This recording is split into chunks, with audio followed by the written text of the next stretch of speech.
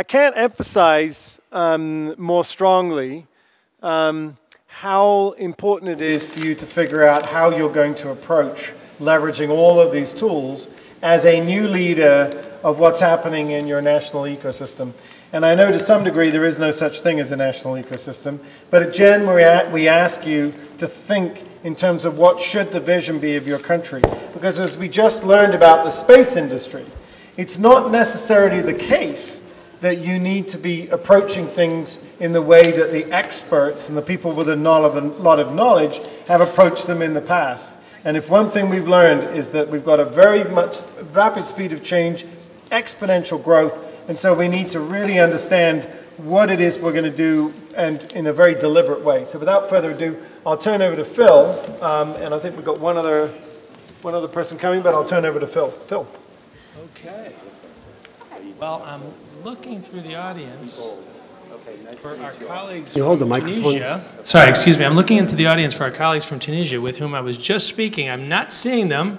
Oh, vous êtes, non, différents. Mais vos autres collègues que je viens de parler avec, oui, Marwa et Asma, si vous pouvez les trouver, ça serait super sympathique. Est-ce que vous savez où ils sont?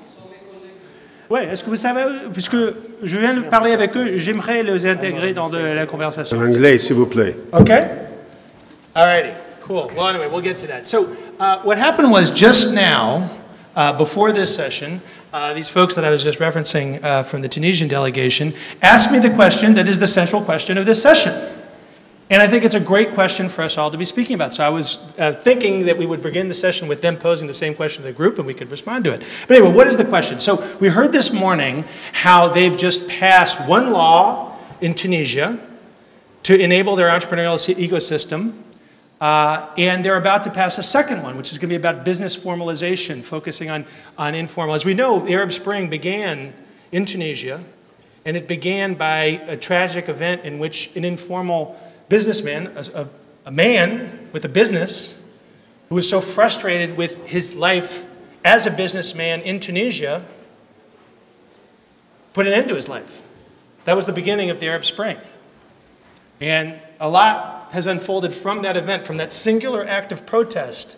There was a protest about business injustice. So when we think about these laws that they've just passed in Tunisia, these are historic laws. These are historic and transformational laws that address an event that really has shaped the last 5 years, 6 years in dramatic fashion. So the question they pose is, now that we have these laws, what do we do to realize the potential? How do we actually make this? There they are. Fantastic. Okay, I'm glad you guys are here. So I just started to pose your question, but I just teed it up. So why don't you ask me the question that you posed to me, please? Hi, everyone. So I'm Marwa from Tunisia, and I'm here with my team, Asma and Nizar. So we are eager, actually, in Tunisia lately to have a well-structured ecosystem and an environment, and actually a perfect entrepreneurial environment. So we have started with the Startup Act, as my colleagues have mentioned it in the morning, and we'll soon have a self-entrepreneur law that will be approved by the chief of the government. It is actually the fruit of a public-private dialogue, and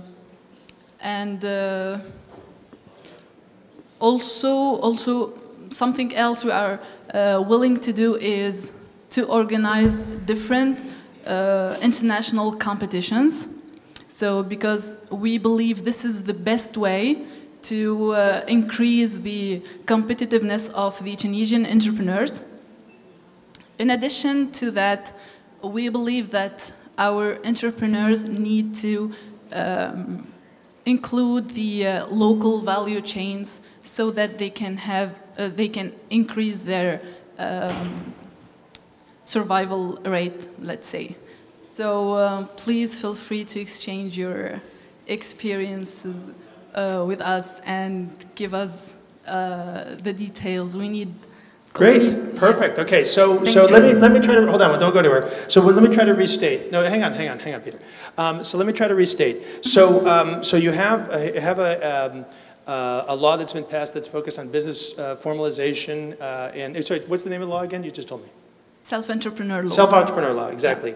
Yeah. And so you're looking to follow up on that. You have some objectives, yes, which is that you would like these entrepreneurs to be better integrated into the supply chain. You talked about organizing the entrepreneurs in other areas of the economy, for example, in gaming. Yes, and having a more structured approach of your ecosystem so it's not so fragmented. You've had a lot of work, I know, in Tunisia. Yeah. You have a very significant fund that our friend Bo Cutter has been involved in managing from the United States government side.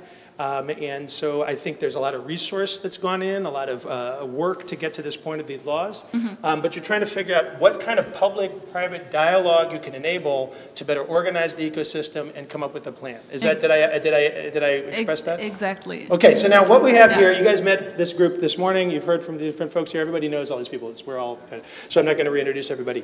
But what I want you guys to do, I'm going to start with Susan. Susan has done this a lot.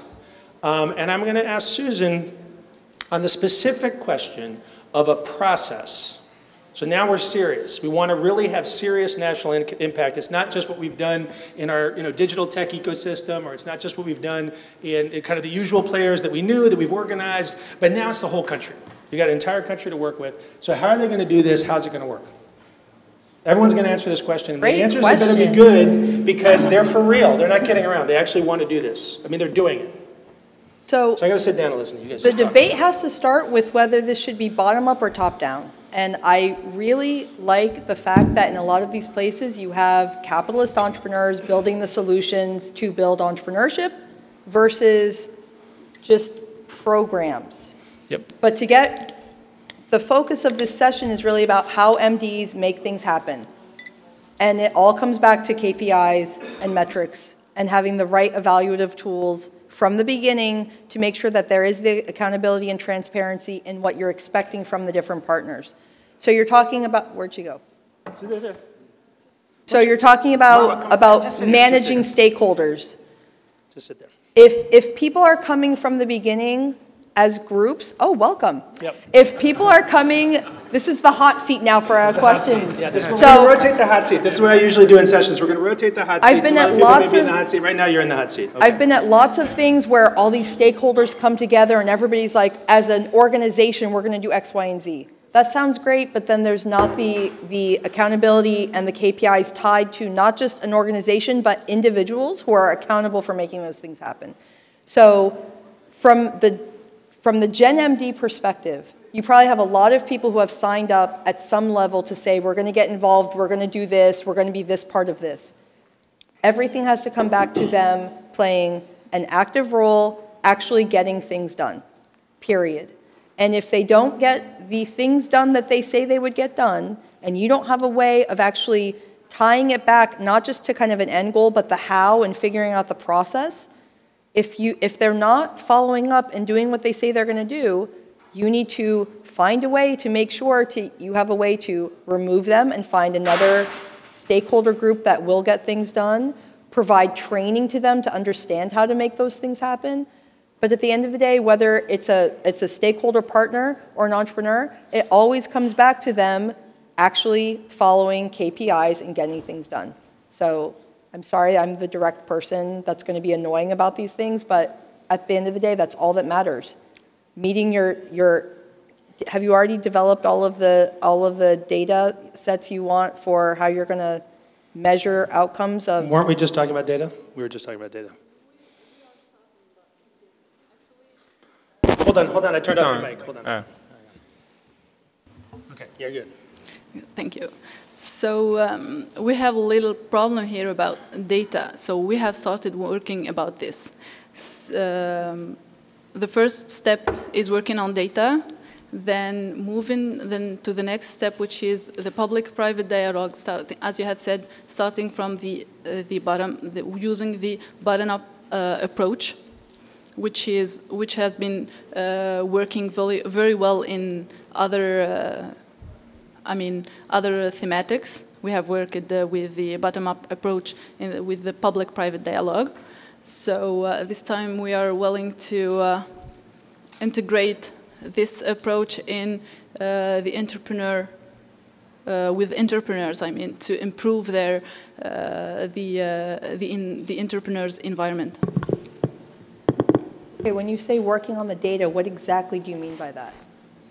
Structuring the environment of the entrepreneurs, collecting data, who are the entrepreneurs, integrating them to a local value chain, all that will. So let's pause 1 second on that, okay? So that's why I want to start with you. So Susan's talking about end goals, quantifying end goals, and making sure that there's clear accountability to who is going to accomplish what end goal, okay? But it's going to take some work to get there, Susan. I'm not sure. So we know that that's what we need to be.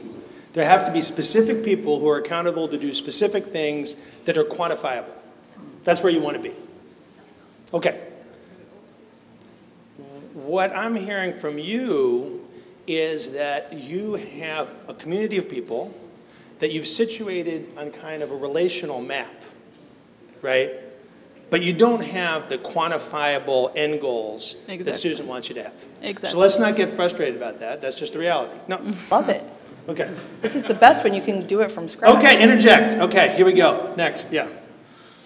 Go ahead. Hello, I am Nizar, and Marwa is my colleague. Okay. I understand your question about data because actually we are working in different positions, so I understand your question.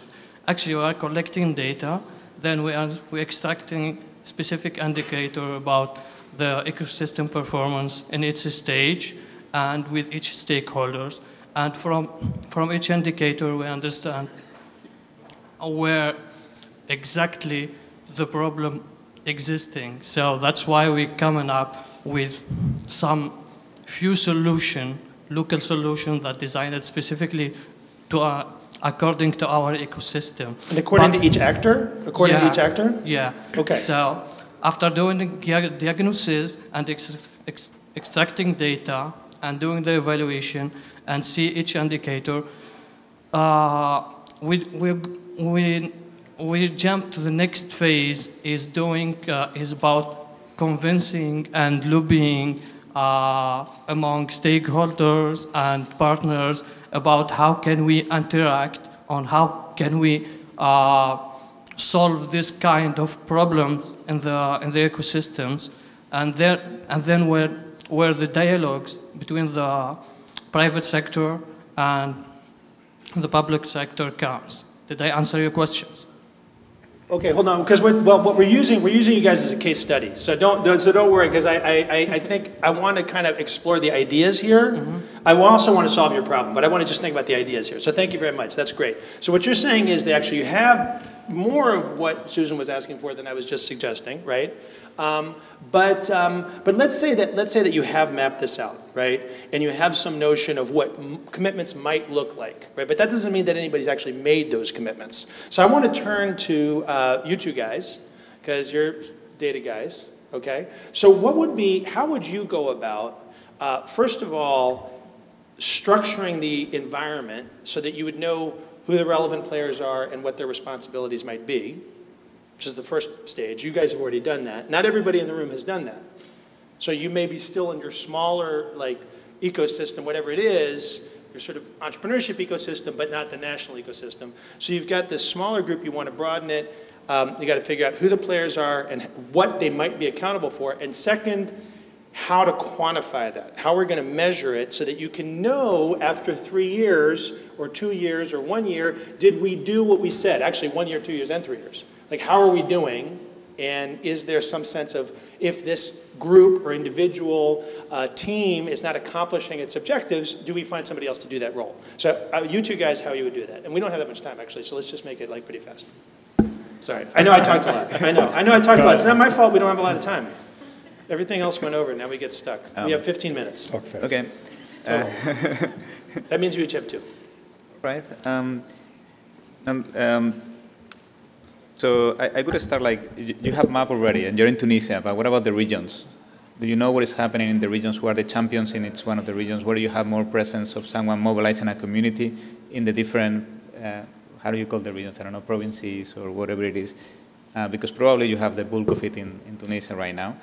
You need to identify that. Do you know what kind of different stakeholders do you have? What role do they have, right? So what kind of intermediaries you have? What kind of big events you have that it's bringing everybody? What kind of support programs you have in terms of accelerators, incubators, co-working spaces, mentorship, bootcamps, whatever it is. So do you have a category of all that, and do you have kind of a mapping of all the stakeholders in Tunisia and in the regions already? That's the first question. Yes, I know that we have this, and my colleague Nizar can answer this question because he has been working on this. Nizar? Yeah, no, it's okay, don't worry. I mean, just asking the first one. The second is, what about the other stakeholders you would like to interact with or can interact with your ecosystem? Have you tried to map that? For instance, you are talking about value chains, but who are those potential companies that are large companies that have those value chains, who is interested or is willing to support startups? Because one thing is saying that, the other thing is really actually doing that. And I can tell you because we try to do that a lot and it's very complicated. Yes. Have you tried to map also who could be those kind of companies, large companies or supporters, because there are CEOs that can mobilize beyond that? Have you looked at the policy actors? What are the politicians that can help you also on that? And which agencies? I know. So and then have you looked at other civil society or other organizations that can be also political champions and support that, including also the economic actors at the Chamber of Commerce and all that? Because just recap the three groups you just said. Yeah. So you start with the ecosystem groups, and you have a categorization of the different categories and the potential roles they can do, and where are they acting? So like kind of scope of where. Just list them. Where they can act. Okay. The second one is what are the other potential stakeholders, economic ones you can interact, and then the political ones. Great. Okay, Dane? Thanks. I'm going to stand up. Sorry, it's this round room. First, let me commend Tunisia on the passage of a Startup Act. I think that deserves a huge commendation. In the United States, we've introduced the Startup Act 4 times, and it's never passed, and it was quite simple. So you're ahead of the United States on that front.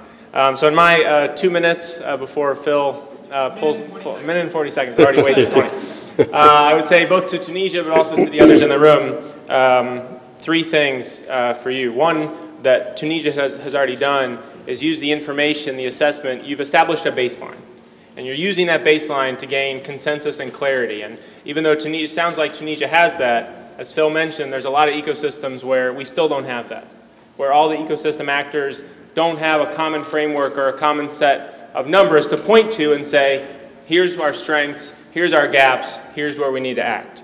It sounds like you guys are well ahead on that front. So again, commendation on that. Thank you.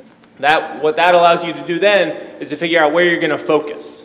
That focus could be on specific types of economic subsectors. Tunisia might have a lot of startups in one area but not the other. It's going to allow you to focus your public and private resources. That clarity allows you to choose where you're going to focus your actions. And again, it sounds like Tunisia is well along on that path. And then finally, the hardest part, as you're now finding out, which was the prompt for your question, and as Susan alluded to, is where are we going to take action? Both the public action and the private action. And on the private action, what needs to happen is someone has to kind of sort out the organizations that are and are not effective. I was at the Kauffman Foundation for a long time, and as we heard Jonathan mention, 10 years ago when we started this work at the Kauffman Foundation, 10 to 12 years ago, there was no accelerators, there was maybe one, business plan competitions didn't really exist, startup ecosystems weren't really in the lexicon, so our strategy at Kauffman was just to fund a ton of stuff and throw it up against the wall and see what worked. And we're way past that now, both at a global level but also at a local level. But this is a really hard decision because you have to figure out, is this accelerator succeeding and is this one not? What organization is adding value and what is not adding value for startups in your ecosystem? And that's very, very difficult, and that's going to require both data at an ecosystem level but also the organizational level evaluation as well. And that's not an easy task, and it gets even harder at the policy level, as Victor alluded to, because we heard this morning someone talk about that they have 5 ministries just in their country competing to own entrepreneurship because that's where the money is. So you kind of have to knock some heads publicly, as I'm sure you already realized. But again, you've established clarity, you've got your focus, and that's going to help you. That's going to make the driving the action a lot easier to go to those public and private actors and say, here's where Tunisia is, here's where our ecosystem is, here's what we know we need to do, and now here's how we're going to do it. So again, that's not easy, but I think those are the 3 steps for everyone, but you guys have made a lot of progress on the first 2. Sorry, that was way over 2 minutes. I wasn't over, not too much over, not too much over. Okay, so my friend and mentor, Lou Branscombe, used to always say, you should be prepared for success. It's great to keep in mind, we've heard a lot about, about failure and adjusting to failure, but sometimes things go well. And so you have to be prepared to capitalize on that. So I want to have a thought experiment now, because we don't have much time. Let's imagine that we have solved Susan's problem. This is a very hard problem, by the way. But we have a clear plan. Everybody's on board. Everybody who we think is relevant and matters is on board. We've reached out to the different parties that Victor talked about. And we have quantification. We have a way to measure that everybody agrees with. We have a commitment to continue measuring. We have a mechanism so that the measurements stay up to date. We have accountability, right? All that is in place. Now I want to ask you 2 guys, 2 minutes each, because I want to get a few comments from the rest of the folks before we close. You 2 guys, after this problem has been solved, how do you then drive this so it's successful? Okay? Because you've done this. I'm going to start with you, Dan, because you've done this in the domain where you've been working at scale-ups, but you've seen successful outcomes at the regional level. I don't understand the question. So the question is, how did you make your thing successful after you got people on board? It's not enough. I mean, what Susan said is good, right? That people had a shared objectives. How did you? She talked about shared KPIs. Okay, well, we just say it in your own words then. Just say whatever you want to say for 2 minutes. Do I get? No, I have a mic here. Okay. Do I get points for actually sticking in my 2 minutes? So I think there's a preliminary. I think 2 things. One is just sort of even backing up a bit from what Susan said. I think it's important to have 2 things happen in parallel. One is you have to decide what the purpose is. Before you can measure it, you have to decide what are we trying to accomplish? Is it more jobs or better economies or more firm formation, or what is it we're trying to accomplish? That's number 1. And by the way, I don't think addressing that issue with all the different stakeholders is not simple. And I think, but in parallel, I think it's useful. It's not right or wrong, but I think it's useful to assume a purpose and to show that you can accomplish it while all the other people are arguing about what that purpose is. And so we've adopted a proxy, and I don't know, this is not a question, this is a statement. You asked me the question, so I'll answer it. We've adopted a proxy of more and more companies growing more and more rapidly. And it's not scale-up. Scale-up is a strategy. But the purpose is that more and more companies that are local, whether it's a country or a sub-region, I think that's very important, are actually growing more and more rapidly. It's very difficult, it turns out, to measure that. Even in the United States, it's difficult to measure that. But you can qualitatively address it, even if you can't quantitatively. So I have 30 seconds left. I'll give to somebody else. 30 seconds left. That's excellent. Yep, you're right. Go ahead. So, yep, all yours. So the first thing, and because this is for Gen MDs here, the first thing is to understand the law itself. So I've been advising several governments around the planet, and some of the people here in the room have sent me their laws in the country, and I can tell you that rarely I can see a real well-done law. So for instance, I don't want to mention the country, but there is a country that created a business angel law. So I was surprised with that country, and I asked for the translation. So that law, in relation with business angel, just the title, because the rest is nothing related with the business angel. There are several types of laws. One is the laws that they don't harm, and so there is nothing that is going to happen, just some PR for the government. Okay, that's not bad. But there are others that dent the ecosystem because they create a lot of bureaucracy. So if you have here a very strong network of people around the world the first thing I would ask is who can help to identify if this law is good or bad and if it is following the best examples around the world. So let's assume that this law is good and it's going to help the ecosystem. Then it's about people. So you can have the best law in the world. If you do not have the right incentives and the people managing the law or guaranteeing that the law is implemented, nothing is going to happen. So that's the thing that I would recommend, is to guarantee that the law is good, and then you have here the ecosystem, and then try to put people implementing it that understand what they are doing, and they can foster the entrepreneurship ecosystem. Okay, great. So now we have time for maybe 4 one-minute comments, and I'm going to start with Romina, who just walked in and has no idea what's going on. This is going to be fun. Romina. But the thing is, I know that Romina's having the same problem, okay? So Romina, you're working in Peru, right? You're the Gen country leader in Peru. And you've been trying to get your ecosystem coordinated and try to figure out kind of what a direction can be. So you can just describe in a minute your challenge, and then I want other people who've been doing this type of work, particularly anybody who's had a dramatic success or a dramatic failure, that you can share after Romina speaks, okay? So dramatic success or dramatic failure, 3 comments, and then I'm gonna let Marwa close us out with whatever, and you two guys, both of you. Where'd you go? Okay, there you are. So that Tunisia that you began and end, and that'll be the end of it, okay? Here you go, Romina. Okay, well, in 2013, we started, well, the ecosystem in Lima, the capital of Peru, started meeting up every month around events and around the Global Entrepreneurship Week. So by that time, our main challenge was to coordinate these events.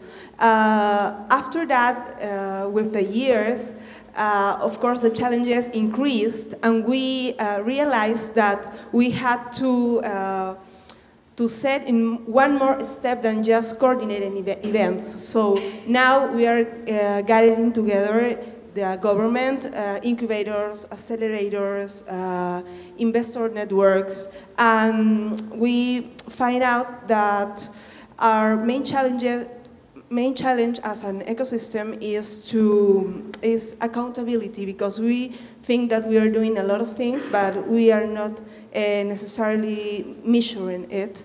We have a challenge about that.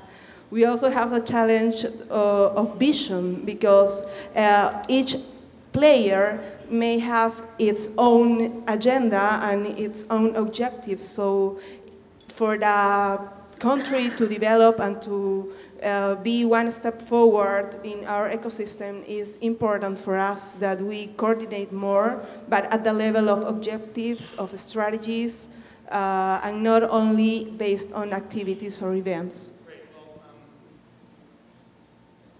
I know that Susan is going to talk to you after that, because not only about activities and events, but actually about accountability, Susan, right? So I think that's the main message here. If there's one message, it's not only activities and events, it's measurable outcomes and a consensus about how we have accountability.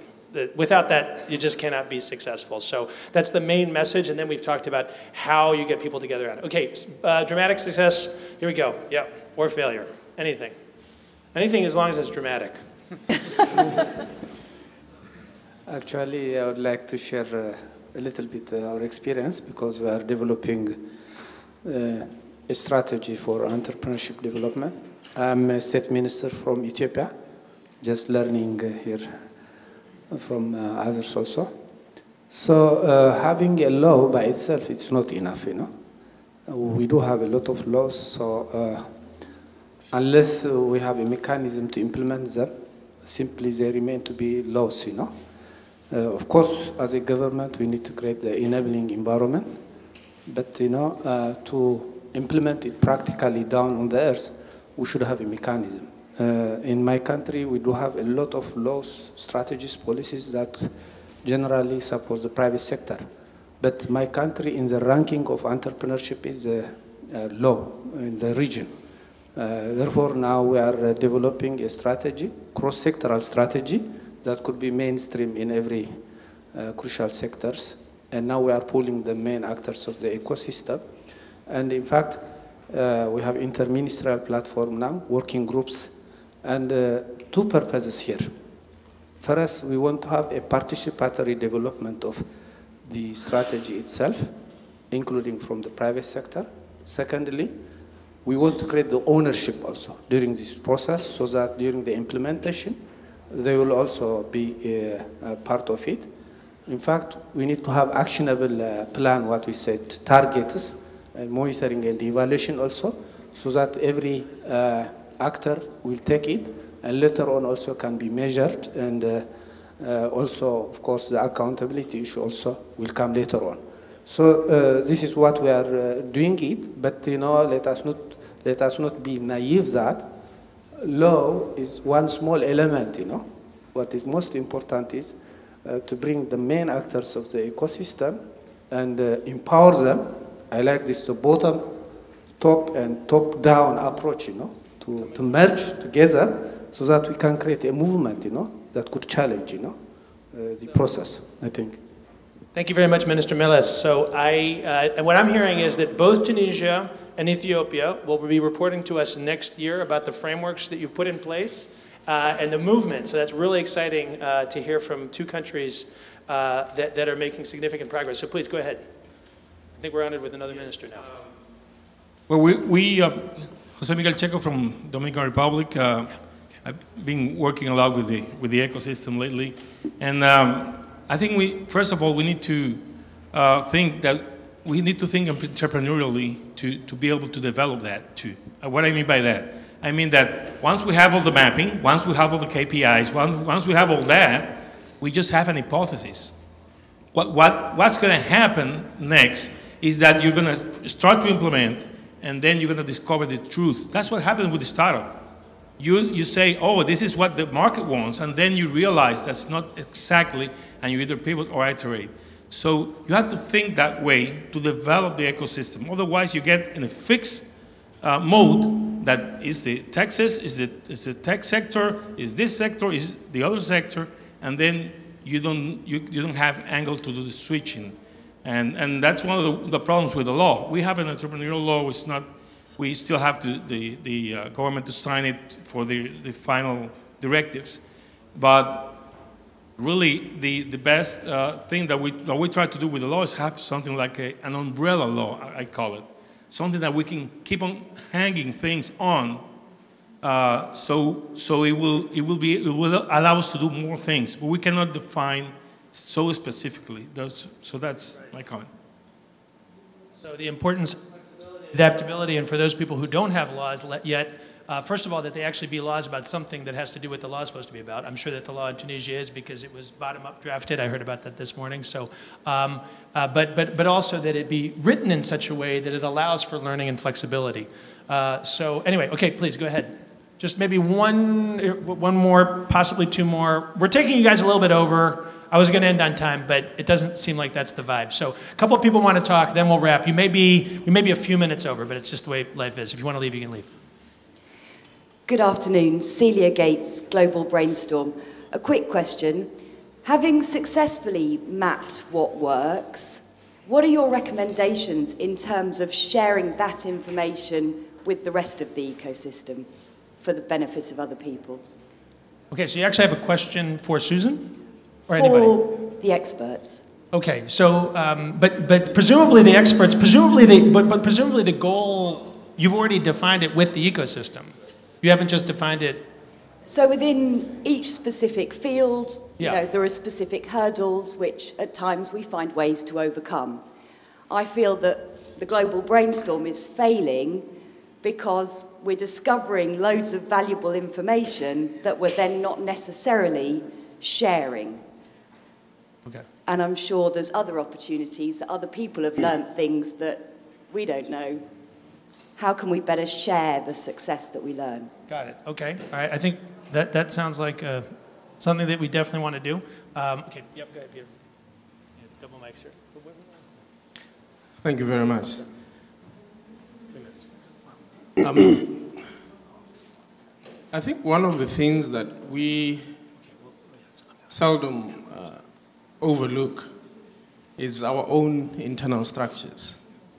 How well are our structures working together, be it from the startup nations and GERN, how well does the teams, be it the MDs and the leads, work together? Because my belief is that we have brilliant individuals, but do we have brilliant team players? Because the success of our ecosystem is going to be dependent on how well or how good players we have. So going forward, we need to ensure that everybody that comes into our ecosystem comes in to be a player and not to shine on their own. Great, okay. So everybody who comes into the ecosystem comes in to be a player and not to shine on their own. And that's, we know what that's like, right? So I'm not going to shine on my own. I'm going to give you the mic. And you can close this out. Both you guys, I keep losing you. Actually, you know what? You start. Because we started with your problem. Anything you've learned, anything you've heard that makes any difference to you, whatever you want to say. 1 minute. Actually, I'm very grateful. I'm learning a lot. And I have a young experience. I have been in territory of entrepreneurship since 5 years, but I'm still learning. What I want to say, what you are saying, all of you is right. Making a law is just a step. We are facing challenges, we are facing bureaucracy, and it's true. If you don't have the right people to do the right thing and to execute, even if you have a law or not, you will face the same problems, and that's true. But what I believe, since we have people like you, global people, that sharing with us, and we are the one that will share in our country the experience that you shared with us, and the hints that you gave to us about the kind of obstacles that may come in the future, I believe that we can stand against it and we can move forward. And if some of you said failure is an option, and I will be glad to fail forward. So. Awesome. Thank you very much. And actually, in response to your question, Susan has agreed to answer 100 emails in the next year on this topic. That's her quantitative indicator. One day. Well, I'm trying to make it real. So Susan will answer 100 emails on this topic this year. I'm very happy to answer applied questions. Okay. I like applied questions. Okay. So if there are targeted, let me be real about it. I was just messing with you. In answer to your question, the folks here are part of the GEN network. There's other people in this network that have some experience in these things, and so a starting point is we can be some kind of a clearinghouse. But let me take my joke and your response seriously, which is that the type of queries that are the most helpful are very targeted. We all know that, right? But let's just say a targeted question that one of the team can forward to one of us. You've heard some of us speak. If you have a really targeted question on this topic, please send it along to us, and then we'll try to figure out how we might answer it. So that is our commitment to you as members of the network, okay? But now I want to close with you. I just wanted to remember your question, at least, try to answer it. So that's it, you're done. You can use that mic or this one. Why don't you use this one? Okay. Does it work? Yeah. Okay, that's fine. Okay. So just to close, okay, we all know that Tunisia is a small country, but we do believe that is a country that is full of smart entrepreneurs, young talents, even old talents, and we want to improve the entrepreneurial environment, and that's why we are here with my colleagues. So thank you for sharing your experiences and your recommendations, and inshallah next year in Bahrain. See you all. Great. All right. Thank you, guys.